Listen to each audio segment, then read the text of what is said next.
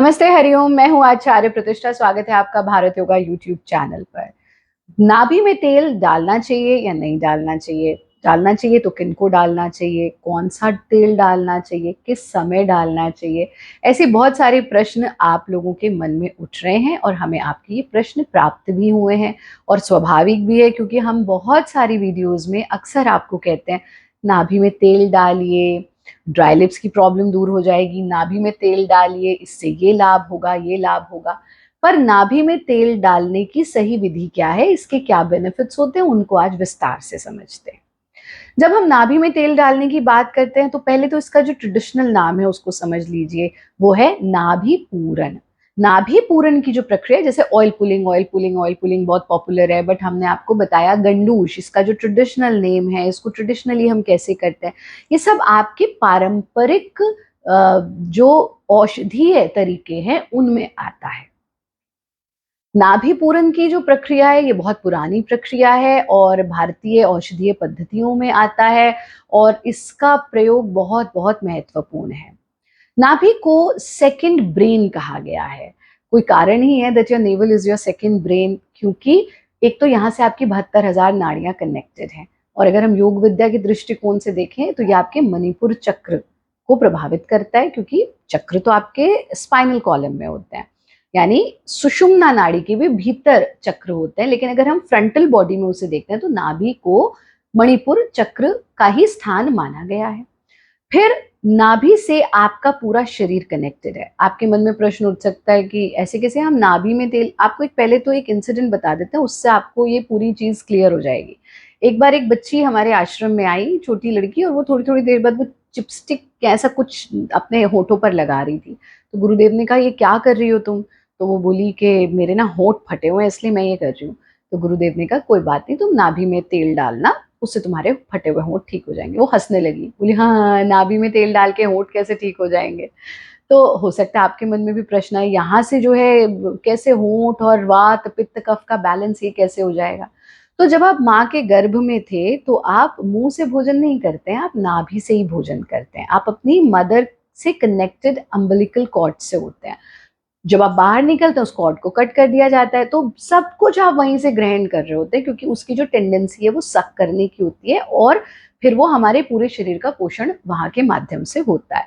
इसीलिए नाभि को आज भी सेकंड ब्रेन कहा जाता है। इसीलिए आज भी आपकी नाभि या मणिपुर चक्र कह लें उसे, नेवल जो है आपकी, वो अभी भी एक्टिव है।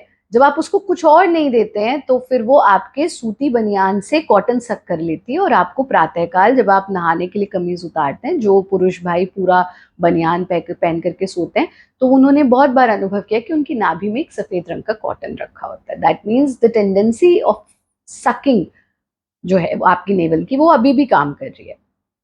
इसी तरह से जब हम सूर्य की साधना करते हैं हम नेवल को एक्सपोज्ड रखते हैं, क्योंकि हम सूर्य की ऊर्जा को भी नाभि से ग्रहण करते हैं। तो नाभि में अगर आप तेल डालते हैं तो इसके अद्भुत लाभ हैं, क्योंकि ये सबसे पहली चीज आपके वात पित्त और कफ के बैलेंस को मेंटेन करता है।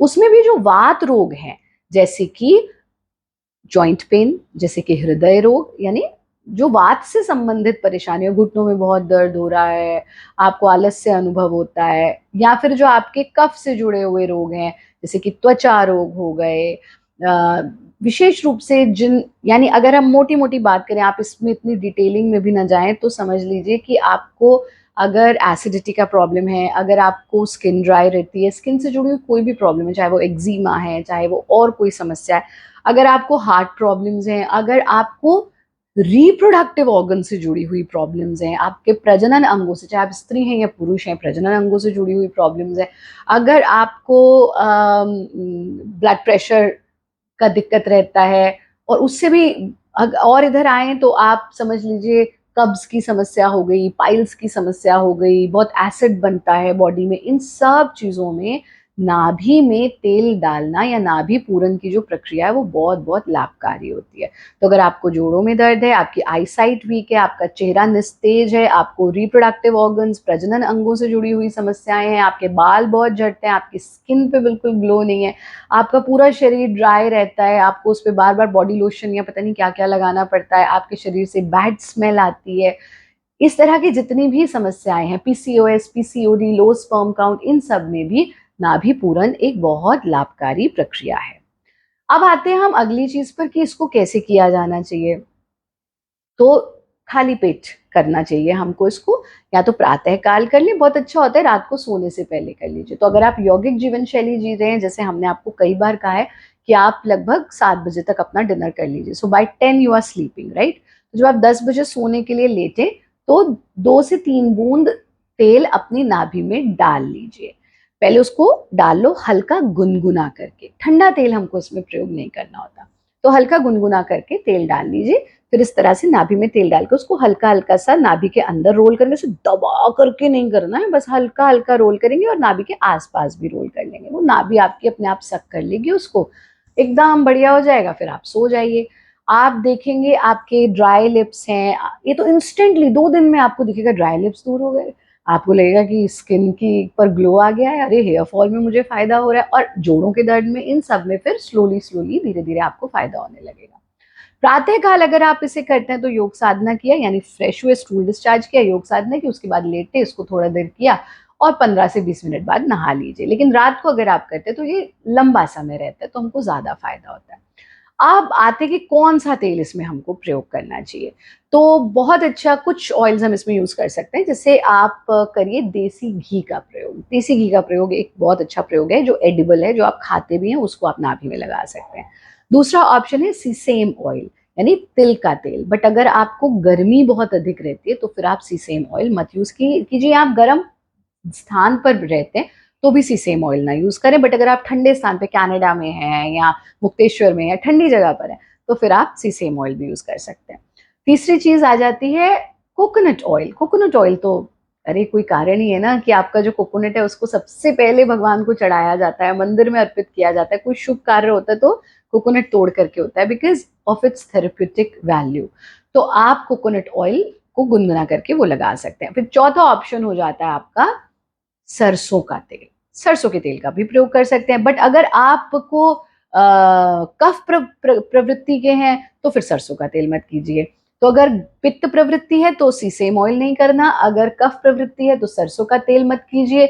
और सभी लोग क्या कर सकते हैं, नारियल का तेल कर सकते हैं, देसी घी का प्रयोग कर सकते हैं। अब आज का अंतिम चीज की ओर बढ़ते हैं। हमने समय समझ लिया, हमने विधि समझ ली। क्या हम दिन में इसको कई बार करना है, कब कैसे करना है, सिर्फ दिन में एक bar is more than enough. तो अगर आप दो चीजों का कॉम्बिनेशन करते हैं, एक तो ऑयल पुलिंग, जो हमने बहुत विस्तार से आपको पीछे वीडियोस में समझाया था और हमें बहुत अच्छा लगा। हमारे अपने ही ऑनलाइन क्लासेस के एक साधक हैं, he is 80+ and he said Guruma आपके यहाँ भारत योग में योगाभ्यास करके और साथ में जो आपने ऑयल पुलिंग बताई थी वो करके मेरी सारी प्रॉब्लम्स ठीक हो गई, इतनी लाभकारी है। तो एक तो ऑयल पुलिंग सुबह जरूर कीजिए और दूसरा आप नेवल ऑयलिंग, या जिसको आप नाभि में तेल डालना कह रहे हैं, वो भी आप अवश्य अवश्य करें। ये बहुत लाभकारी है और इससे आपको, ये निरापद है, इसका कोई साइड इफेक्ट नहीं है, सबको इसका लाभ जरूर जरूर मिलेगा। और इससे भी आगे अगर एक चीज कहें तो जो जो विधान है ना, वो है न से आरंभ होने वाले जो आपके बॉडी पार्ट्स हैं, तो नाभि, नासिका, नाखून, नेत्र, इनमें ऑयलिंग का प्रावधान होता है। लेकिन आजकल क्योंकि पता नहीं कि ऑयल कितना प्योर है, तो नेत्रों में तो अब लगाते नहीं है। काजल भी आंखों के अंदर लगाना बंद कर दिया लोगों ने, डॉक्टर्स भी मना करते हैं, क्योंकि बाजार का है, घर पे जो आप बना रहे हो तो आपको पता ही है। जैसे हम गाय का देसी घी अपने नेत्रों में भी लगाते हैं क्योंकि हमें पता है हमारी गैया है, घर घर का घी है। लेकिन अभी आपको इतनी आंख बहुत सेंसिटिव होती है, तो अगर आंखों को छोड़ भी दें तो एक एक बूंद गाय का शुद्ध देसी घी नासिका में, 2 बूंद नाभि में और थोड़ा थोड़ा सा अपने नाखूनों में अगर आप लगा लें तो आप देखेंगे कि आपकी 90% प्रॉब्लम्स दूर हो जाएंगी। आई थिंक आज का वीडियो आपके लिए बहुत विस्तार से हमने बना दिया है, आप इसको देखिए। अगर आपके मन में कोई प्रश्न है, कोई जिज्ञासा है, हमसे जरूर साझा कीजिए। हम आगे आने वाले एपिसोड्स में आपकी समस्या का समाधान जरूर लाएंगे। अगर आप और किसी इस तरह की ट्रेडिशनल प्रैक्टिस के बारे में ज्यादा डिटेल में जानना चाहते हैं, या फिर आपकी कोई शारीरिक मानसिक समस्या है, या भारतीय संस्कृति से जुड़ा हुआ प्रश्न है, या जीवन की कोई भी समस्या है, आप याद रखिए भारत योग हमेशा आपके साथ है। आप हमें अपने प्रश्न भेज सकते हैं, हम निश्चित रूप से उसका समाधान लाएंगे। खुश रहे, आनंदित रहे, हंसते रहे, मुस्कुराते रहे। हरिओम, जय हिंद, वंदे मातरम।